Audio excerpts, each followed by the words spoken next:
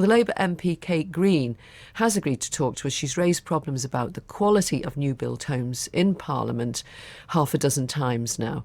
Kate Green, how widespread then are the problems like the ones we've just been hearing about from Portsmouth? Well, sadly, I think they are widespread. I first became aware of this situation 2 or 3 years ago in my own constituency. Again, constituents who'd purchased new Persimmon homes. I raised the issue in Parliament a couple of times, and then I was literally inundated with people from all over the country contacting me to tell me about their problems, not just with Persimmon, but with a whole range of house builders, both national and much smaller local builders.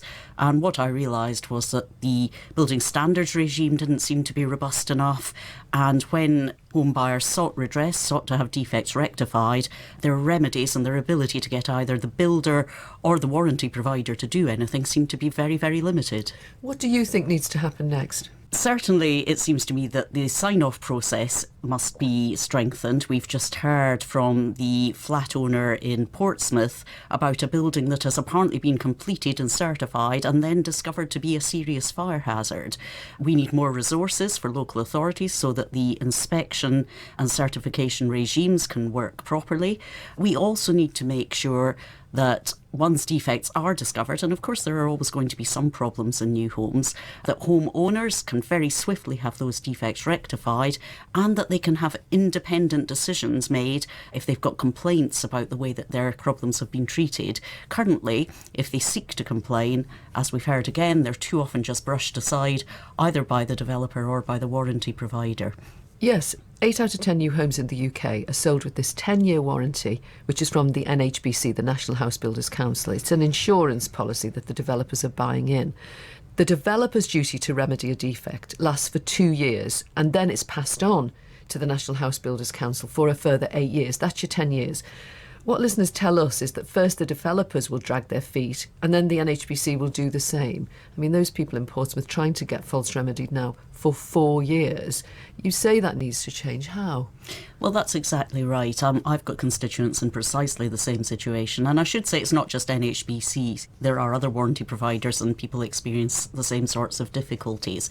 I think what we need to do is massively strengthen the warranty regime, first of all, so that homeowners understand exactly what it does and it doesn't cover. Someone would have to pay for that. Would you say if it makes your house a bit more expensive, then so be it? Well, this is the single biggest purchase, the single biggest investment most of us ever make. And I think it's shocking that when you buy that house, you have less consumer protection than you do when you go and buy a kettle. Yeah, you can't just hand the keys back. You can't just hand the keys back. And indeed, if that's what you want to do, of course, you're still left probably with a huge mortgage that you are responsible for. So people are in a desperate situation.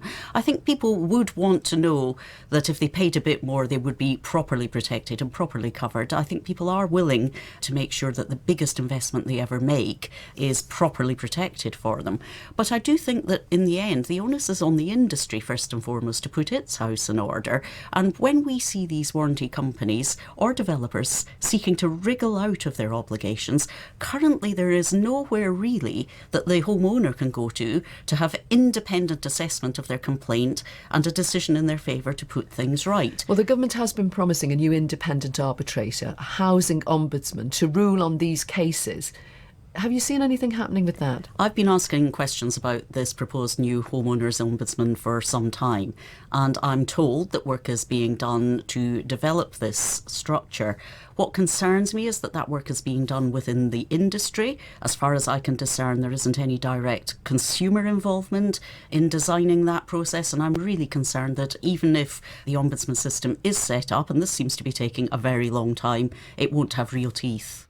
That's Kate Green, the Labour MP for Stretford and Urmston, speaking to me this morning. And we did ask for a housing minister to speak to us or for a statement, but no one has come back to us.